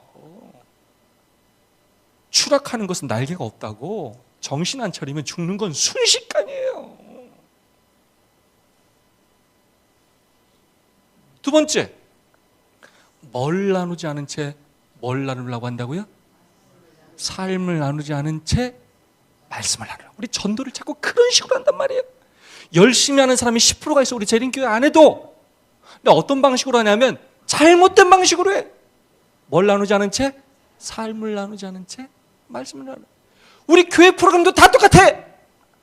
와서 한마디 인사 안 하고 설교 듣고 가.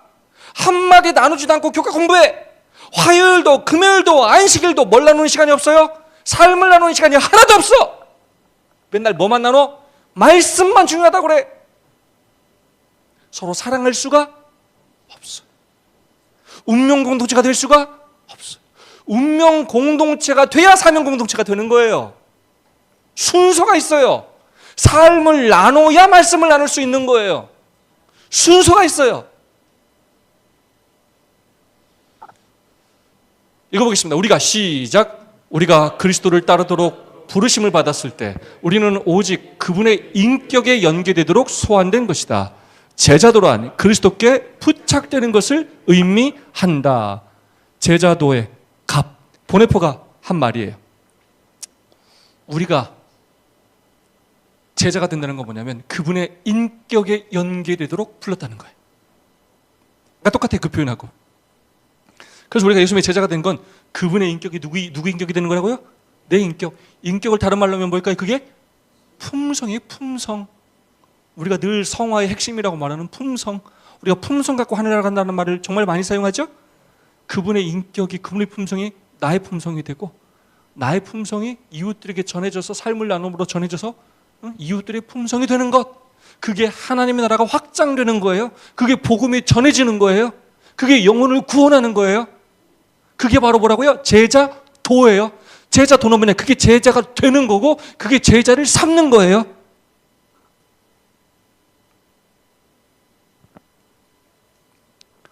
자, 시간상.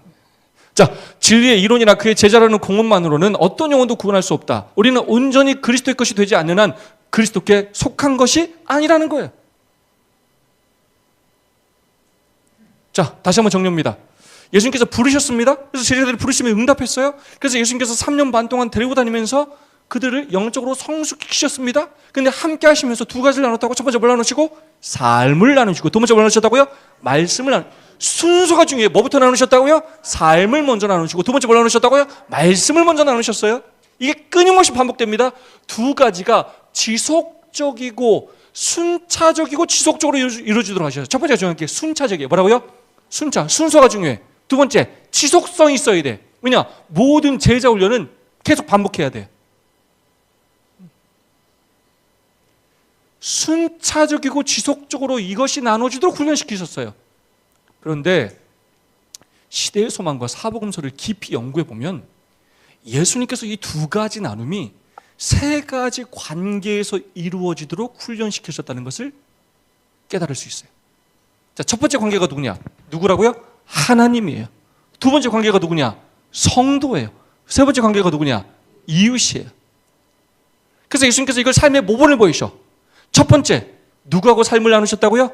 하나님하고 삶을 나누고, 또 하나님하고 두 번째 뭘 나누고? 말씀을 나누고, 두 번째, 그 다음에 누구? 성도끼리, 제자들끼리 첫 번째 뭘 나누고? 삶을 나누게 하고, 두 번째 뭘 나누게 하고? 말씀을 나누고, 세 번째 누구? 이웃들에게 삶을 나누고 말씀을 나누게 함으로써 제자들을 뭐가 되게 하고? 제자가 되게 하고, 또 그것들을 반복함으로 제자들로 하여금 다른 사람을 제자를 삼도록 만드셨다는 거예요. 근데 이것이 아까 말한 것처럼 순차적이고 지속적이어야 돼. 무슨 말이냐? 순서가 중요하다는 얘기예요. 자, 하나님과 삶을 나누고 말씀을 나누지 않으면 성도와 삶을 나누고 말씀을 나눌 수가 없고, 성도와 삶을 나누고 말씀을 나누지 않으면 이웃들과 삶을 나누고 말씀을 나눌 수가 없다는 얘기예요.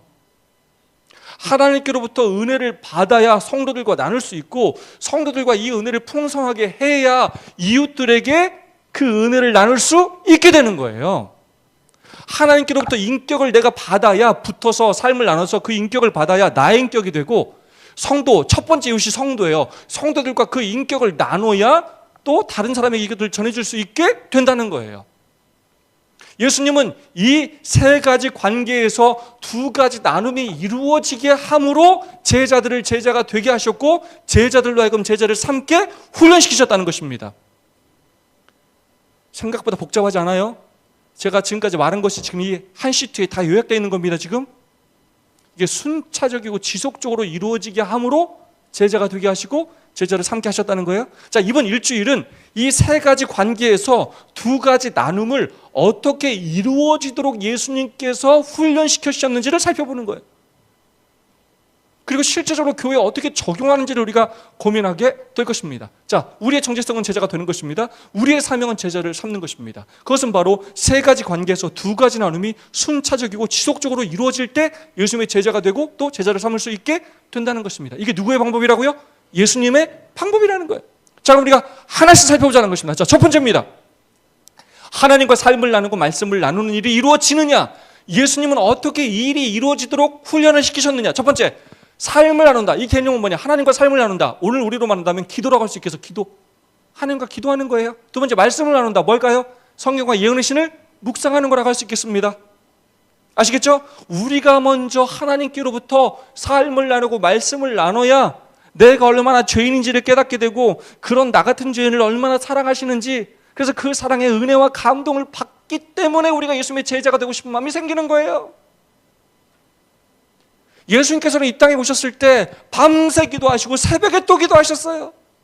그리고 공생애 내내 하시고 그 다음에 제자들을 불러 모으시고 말씀을 또 가르치셨고, 하나님과 기도하고 그분의 말씀을 나누고 새벽마다 또 밤마다 끊임없이 하나님은 함께 하셨어요. 예수님은 그렇게 모범을 보이셨어요. 자, 질문합니다. 여러분, 여러분의 삶 속에 하나님과 두 가지 나눔이 지속적으로 이루어지고 있습니까? 여러분의 삶에 하나님과 삶을 나누고 말씀을 나누는 일이 이루어집니까? 손 한번 들어볼까요? 한번 들어볼게요. 듣는 사람 이렇게 막 들어야 되는데, 니네는 안 하지 난 하는데, 이렇게 해야 되는데. 자, 됐습니다. 여러분, 제가 다르게 질문해 볼게요. 여러분 말고 성도들의 삶에서 이 두 가지 나눔이, 하나님과 삶을 나누고 말씀을 나누는 일이 이루어지고 있을까요? 성도들의 삶에서 하나님과 삶을 나누고 말씀을 나누는 일이 이루어지고 있을까요, 장로님? 대답 잘해야 돼요. 웃기만 하면 안 돼요? 장로님, 성도들의 삶에서 이게 다 이루어지고 있을까요? 목사님 어떻게 생각해요? 이루어지고 있을 것 같습니까? 이게 맞아요. 몰라요. 안다 모른다? 모르죠. 오늘 집사님이 아침에 하나님께 기도했는지 말씀을 받는지 우리가 알아 몰라? 모르죠. 왜 몰라요? 안 물어보니까. 안궁. 하나도 안 궁금해. 여러분, 궁금하다 안 궁금하다? 하나도 안 궁금하다고. 지금 내 코가 석자인데 지금 누구 걸 물어봐.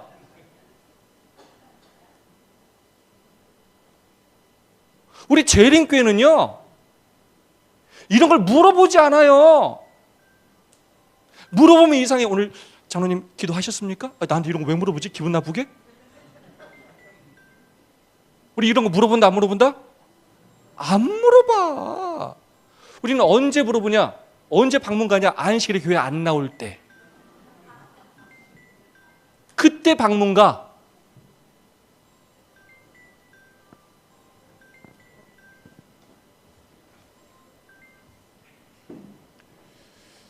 하나도 안 궁금해. 자, 제가 여기 지금 와 있잖아요. 집사람한테 제가 연락을 하죠. 밥 먹었냐? 애들은 밥 먹었냐? 학교 갔다 왔냐? 왜 물어봐요? 궁금하니까. 가족이니까. 근데 우리는 성도들이 예수님의 제자가 되기 위해서는 첫 번째로 하나님과의 관계에 있어서 삶을 나누고 말씀을 나누는 일이 이루어져야 되는데, 우리는 서로가 서로에게 하나님과 그런 관계를 잘 맺고 있는지 궁금해한다 안 궁금해한다? 하나도 안 궁금해. 왜냐? 우리는 그런 식으로 교육받았어. 우린 그냥 외우면 저기다 성경 독후에 체크만 하면 돼. 나 읽었다. 날만 읽었네. 나 잘한다. 1등이네.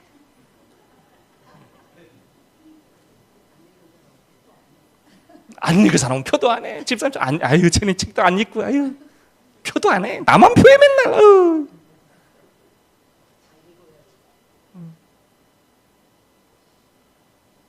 자, 기도를 영혼의 호흡이라고 그래. 한 숨을 5분만 안 쉬면 죽는데 이 사람이 10년, 20년, 30년 동안 지금 숨을 쉬는지 안 쉬는지 아무 관심이 없어. 내 가족이라면 당장 인공호흡을 하고 병원에 데려가야 될 판인데 우린 관심 있다 없다? 안물 안굼. 아무 관심이 없어. 두 번째, 말씀을 생명의 양식이라고 그래.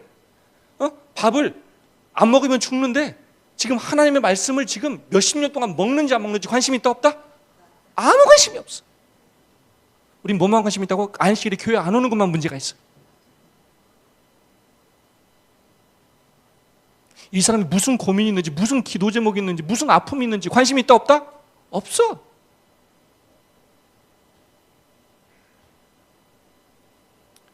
가족이라고 말하는데 다 거짓말이야. 가족이 아니에요.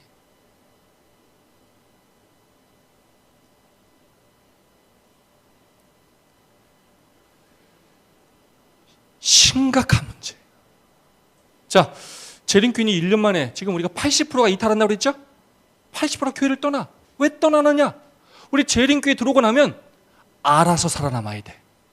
뭐 해야 된다고요? 알아서. 혼자 알아서 말씀 읽고, 혼자 알아서 기도하고, 혼자 알아서 전도하고. 뭐 침례받고 나면 관심이 싹 사라져. 제가 전에 교회, 전 교회는 청암학교 교회라는 게 있었는데 그 교회에서는 어떤 분이 있었냐면 침례를 그 전 목사님 때 그리고 저 때 이제까지 있었는데 그분이 침례를 안 받아. 그래서 이분한테 왜 침례를 안 받는지를 제가 확인을 해보니까 이분 말씀, 재림교회에서는 자기가 보니까 최대한 침례를 늦게 받아야 되겠대. 구도자일 때는 소풍 갈 때도 돈을 안 내고 늘 관심과 사랑으로 챙겨주고 선물을 주는데 침례만 받고 나면 끝!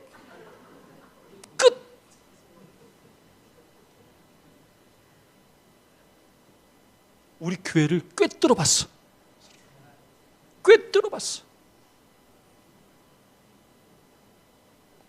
80%가 교회를 떠났는데 왜 떠나느냐? 돌봐주는 사람이 없어요. 저는 나머지 20%를 뭐라고 하냐? 재밌는 표현으로 독한 사람들이라고 그래. 소수에 챙겨주는 사람이 있었기 때문에 살아남은 거예요. 마치 우리는 뭐냐면 너 한번 살아봐라. 네가 한번 우리 교회에서 살아남을 수 있는지 보자. 완전 이런 식이라니까. 우린 오래되고 익숙하기 때문에 괜찮지. 이 장소가 처음 오는 사람한테는 너무 어색하고 불편하고 힘들단 말이에요. 근데 우리는 너 한번 살아남아 봐. 네가 한번.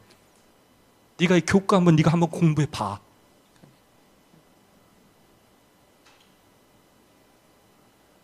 우리가 부응하지 않는 건 너무나 지금 당연해. 하나님께서 영혼을 보내주실 수가 없어. 감당을 못해. 구원받을 사람들이 미리 왔다가 구원을 놓치는 수가 생겨. 그래서 지금 하나님께서 그런 교회들을 기다리고 계셔요. 아시겠습니까? 준비된 교회, 준비된 제자들을 기다리고 계시다고요. 저는 서울 삼육중고등학교를 졸업했어요. 저는 어렸을 때부터 기숙사 생활했어요. 그때 저희 집은 충남, 서천, 그리고 태안 살았어요. 저희 어머니가 정말 거의 일주일에 몇 번씩 전화해요. 근데 레파토리가 뻔해. 맨날 물어보는 건 밥 먹었니? 밥 먹었니? 밥 먹으면 제가 처음에는 잘 대답하고 나중에는 그냥 무조건 먹었다고 그래. 안 먹었다고 하면 대화가 길어져.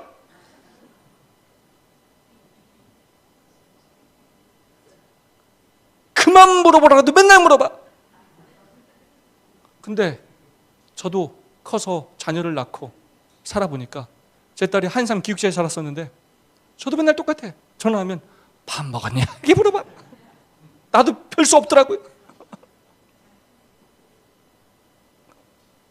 저한테 070 전화가 하루에 정말 최소 5통 오는 것 같아. 한결같이 막 여자들이 얼마나 저한테 친절하게 구는지 몰라. 어떤 여자는 저한테 사랑한다고까지 고백해. 사랑합니다 고객님. 돈 좀 자기한테 빌리래. 인터넷 좀 바꾸래. 핸드폰 바꾸래. 근데 그런 여자들 중에 저한테 밥 먹었냐고 물어보는 여자는 한 명도 없어. 밥같이 먹자고 하는 여자는 한 명도 없다고요. 내가 밥 먹는 것만 방해하지. 밥 먹었니는 아무한테나 하는 말이 아니에요. 가족에게만 하는 말이에요.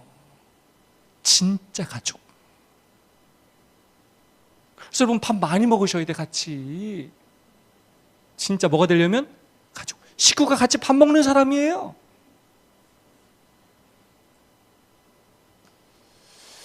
자, 아기가 건강하려면 너무 단순해. 먹고 자고 싸고 또 먹고 자고 싸고를 잘하면 돼. 자, 성도들이 건강하려면 너무 단순해. 하나님과 삶을 나누고 말씀을 나누고 또 그 사랑을 성도와 이웃에게 나눠주고 먹고 나누고 먹고 나누고 인풋이 되면 아웃풋이 돼야 돼. 그들은 끊임없이 먹기만 하는데 뭐 하질 않아요? 싸지를 않아. 놀라운 사랑을 받는데 그 사랑을 뭐 하질 않는다고? 성도와 이웃들에게 나누질 않아. 예수님은 우리와 함께 하는데 우리는 성도들과 이웃들과 함께 하지를 않아. 그래서 재림교회 오래 다니면 더 예수님을 닮아가는 게 아니라 어떻게 꼬장꼬장해져. 예언의 신을 많이 알면 알수록 남을 비난하고 정죄하고 어떻게 이런 사람들이 많아지냐고요. 고인 게 물이 만약에 흐르지 않으면 고이면 썩어요. 진리도 많이 알기만 하고 실천하지 않으면 변질돼요. 이상해져 사람들이.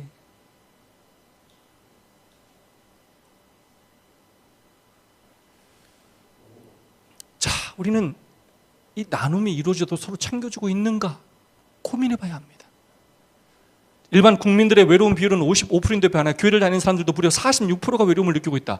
즉 교회 공동체 안에 혼자는 아닌데 외로운 크리스찬들이 있다는 것입니다. 자, 교회에서 외로움을 느끼는 이유는 뭐냐면 마음을 터놓고 이야기할 사람이 없을 때가 45%예요. 두 번째, 교회 활동에 참여하지 못해. 교회 활동 자체가 없어. 그리고 껴주질 않아. 세 번째, 교회에서 같이 식사하거나 차를 마실 사람이 없을 때. 네 번째, 소속된 부서가 아예 없을 때 사람들이 외로움을 느껴.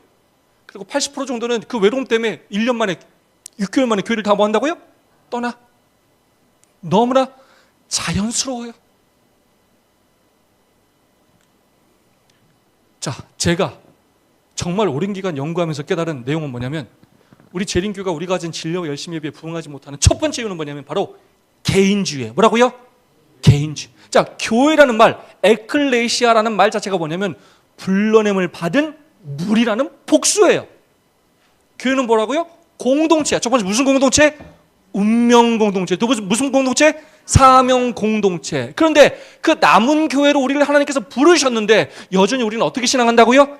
개인주의로 혼자 기도하고 혼자 말씀 보고 혼자 은혜 받고 혼자 구원받으려고 그래요. 그렇게 안식일교인으로 그렇게 건강예배 지키며 그렇게 재림을 기다리며 살아요. 전도한다고 하는데 삶을 나누지 않으면서 그냥 내 만족을 채우기 위해 의무 방어전으로 전도를 하고 그럴 때가 많다는 거예요. 심각한 문제예요. 진짜 심각한 건 뭐가 문제냐? 많은 사람들이 이걸 문제라고도 생각하지 않아요.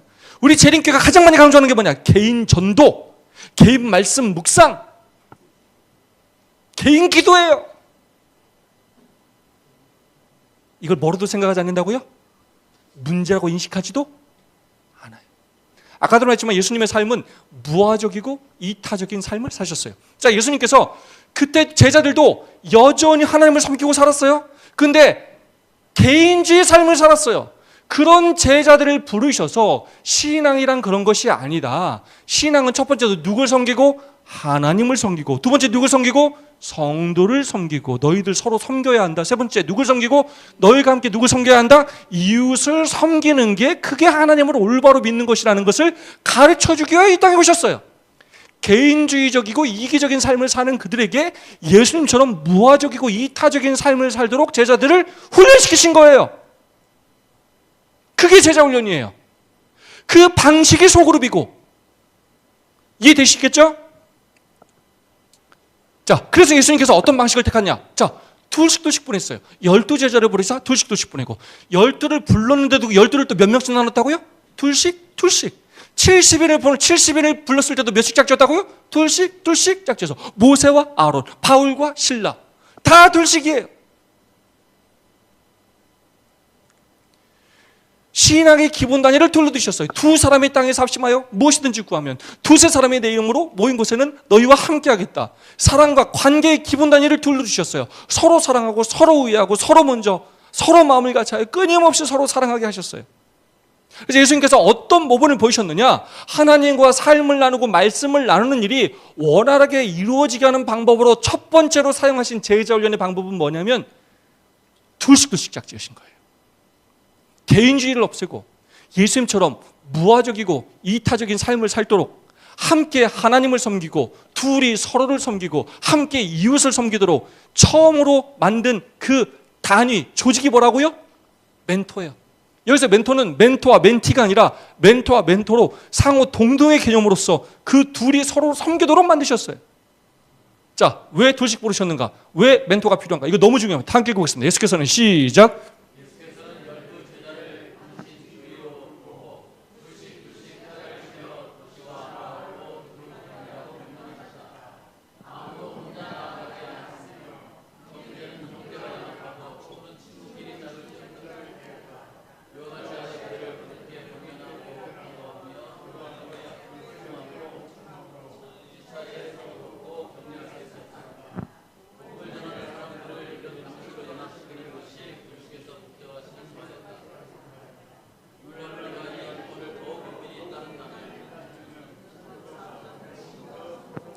자, 여러분 이 말씀 믿으십니까? 믿으십니까? 저는 정말로 엘렌 G 화이트 선지자를 100% 신뢰합니다. 이 말씀이 얼마나 위대한 말씀인지 몰라요. 이 제자훈련과 소그룹을 깊이 연구해 보면 위대한 말씀이에요.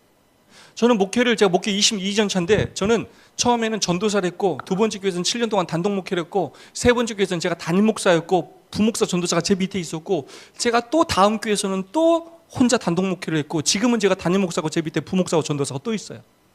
목회를 혼자 할 때 편할 것 같아요? 같이 하는 게 편할 것 같아요? 혼자 할 때 편할 것 같아요? 같이 할 때 편할 것 같아요? 목사님은 혼자래요. 그때 달라요. 목회를 내 마음대로 하고 싶을 때는 혼자 하는 게 편해요. 남 눈치 보면 힘들어. 난 아무것도 안 하고 싶은데 담임 목사님이 있거나 부목사가 있으면 모여서 일하는 척을 해야 돼. 할 일도 없는데. 눈치를 봐야 돼. 나 혼자면 내가 12시까지 자든 오후까지 자든 나한테 뭐라 그러는 사람이 한 명도 없어.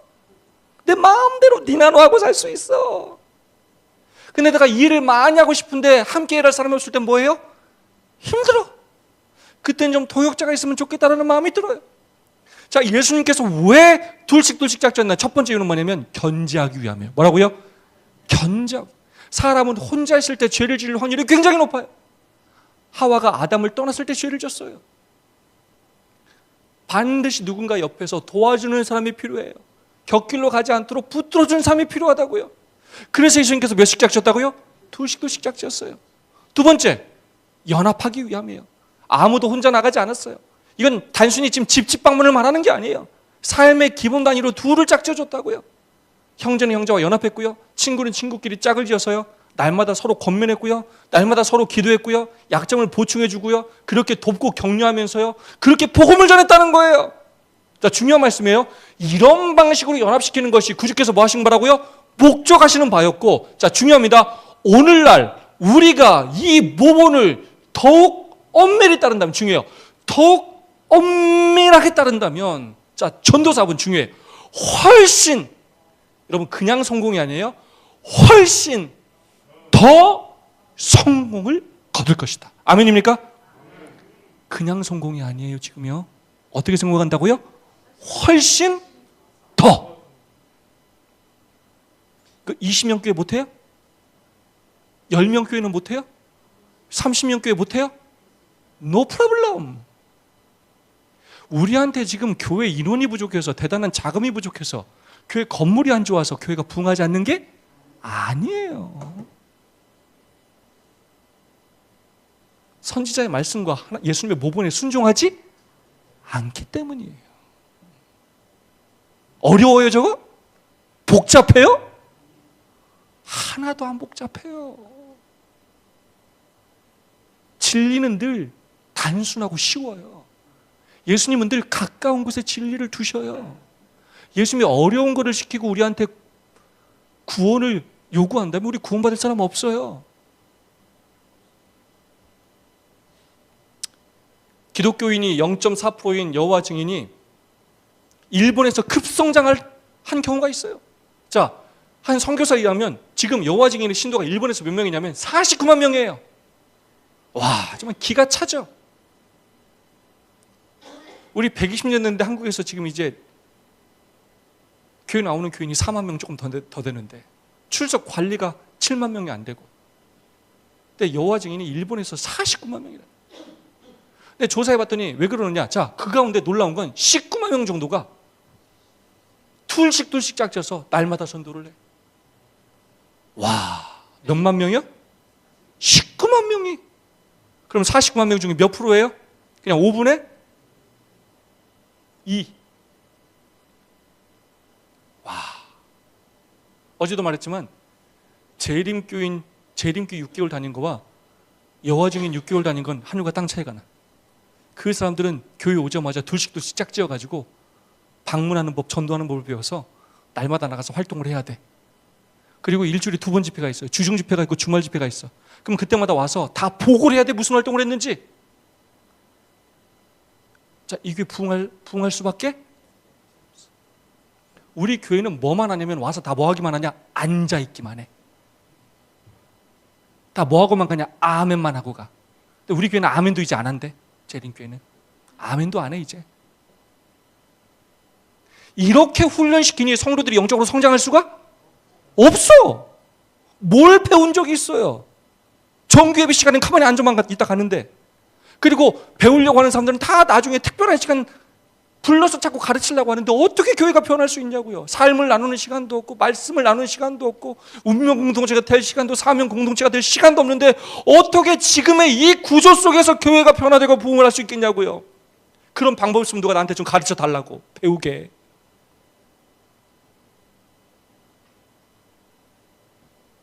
이들은 진리를 가지고 있지 않은데도 예수님의 모본을 흉내내는 것만으로도 부흥한다고요. 근데 우리는 방금 살펴봤던 것처럼 선지자로부터 기별이 있어요, 없어요? 있어요, 없어요? 이렇게 확실한 기별이 있는데도 우린 따라한다, 안 따라한다? 맨날 다른 선교 정책을 만들어.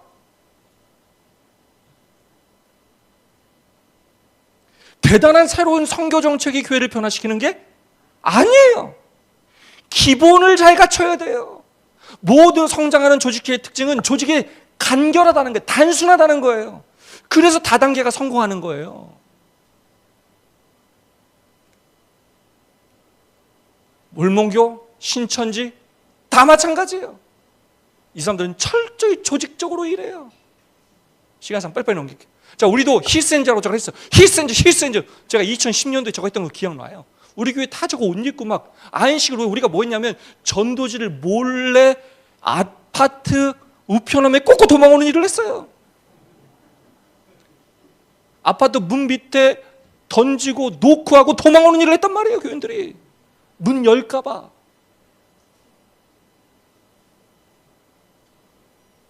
꾸준히 우리는 무슨 훈련을 시켰냐면 삶을 나누지 않은 채 전도하는 훈련을 시켰단 말이에요. 사랑하지도 않은 채 전도하는 일을 훈련시켰단 말이에요, 교회가. 그래서 저게 본질을 잃어버렸기 때문에 금방 사라졌어요. 두 사람 읽어보겠습니다. 시작.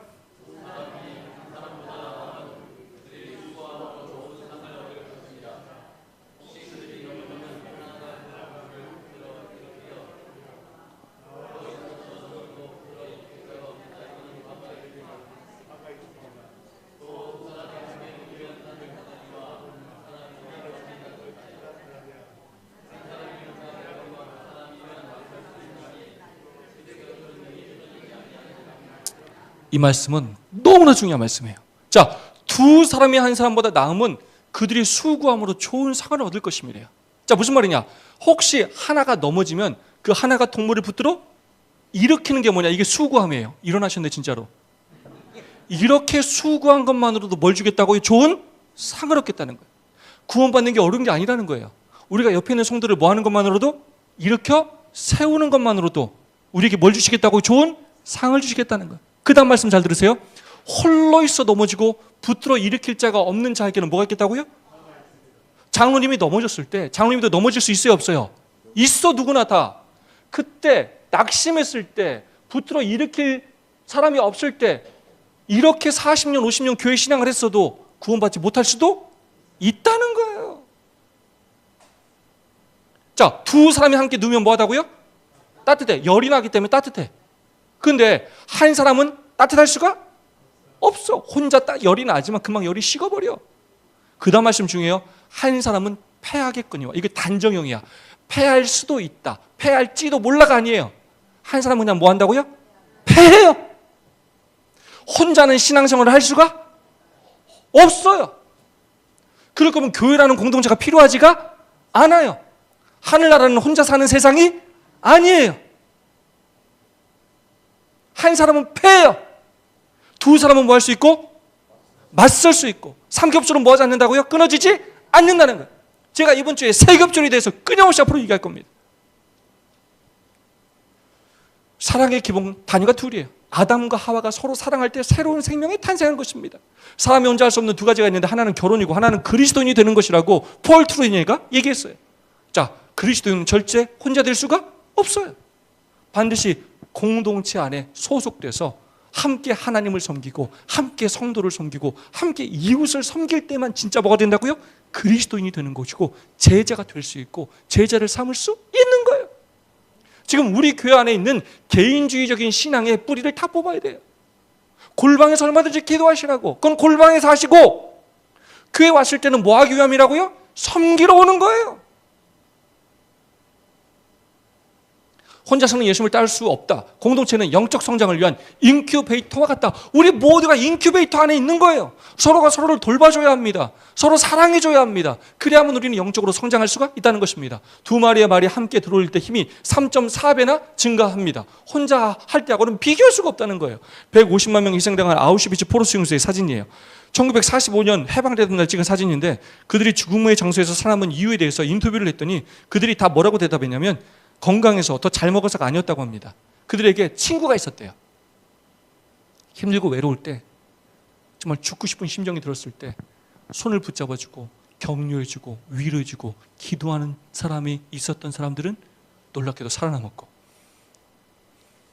원래 더 건강했어도 원래 더 잘 먹었어도 그런 친구가 없는 사람들은 죽었다는 거예요.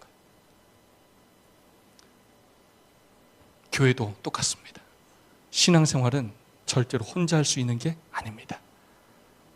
교회 기본단위, 선교의 기본단위인 멘토를 꼭 이 교회가 짝져 주시기 바랍니다. 이게 예수님의 제자 훈련의 첫 번째 단계, 가장 기초적인 소그룹이에요. 소그룹은 몇 명으로부터 시작한다고요? 2명. 이게 첫 번째 소그룹이에요. 이게 모든 교회가 이렇게 조직하는 것이 예수님께서 목적하시는 바라는 거예요. 제자 훈련과 소그룹은 분리할 수 없고, 예수님은 소그룹의 단계로 제자 훈련을 시키셨고, 그게 교회적으로 일어나도록 하셨다는 거예요. 앞으로 모든 멘토를 구성하심으로써 그 멘토들이 날마다 함께 하나님을 섬기고, 날마다 서로를 섬기고, 날마다 이웃을 섬기기 위하여 노력하는 여러분 모두가 되시기를 간절히 소망합니다. 이건 제가 2년 전에 교회 지난 7월에 나왔던 교회, 충북 혁신교회입니다. 네, 이 교회가 어떻게 교회를 부흥할까에 대해서 고민하다가 저희 교회를 탐방했고, 그 세미나를 한 후에 교회가 놀랍도록 변화됐어요. 충북 혁신교회가. 그래서 2년 전만 해도 30명에서 시작했던 교회가 지금은 80명 정도까지 됐어요. 제가 영상 같은 걸 다 보여주고 싶은데 지금 시간상 제가 간증을 보여드릴 수가 없어요. 어제도 왔다 갔죠? 군산중앙교회. 군산중앙교회도 정말로 다른 교회가 됐어요. 그런 교회가 수도 없이 많아요.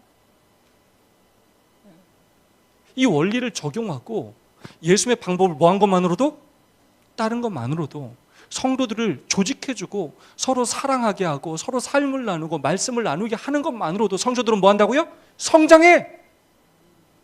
지금 성도들에게 교회가 그런 기회를 주고 있다, 안 주고 있다? 안 주고 있어요. 가만히 앉아서 듣고만 있다 가게 만들단 말이에요. 지금 바꿔야 합니다. 예수님의 방법대로 조직을 갖추고 성도들이 서로 삶을 나누고 말씀을 나누고 사역을 위하여 기도하게 하고 그렇게 살도록 기회를 제공해야 합니다. 그렇게 순종하는 우리 모두가 될 수 있기를 간절히 소망합니다. 네, 시간상 보지 않겠습니다. 자, 두 분씩 짝을 지어서 오늘도 삶을 나누고 말씀을 나누는 시간을 갖겠습니다. 자, 이거 하려고 하는 겁니다. 어제 똑같은 분하고 하지 않으시면 좋겠고 부부끼리는 안 하시면 좋습니다. 새로운 사람, 자리를 이동하셔도 괜찮아요. 혼자 앉아 계시면 안 돼요. 2분 또는 3분씩 짝을 지어주시면 좋겠습니다. 어제 안 한 분하고 하시면 좋고요.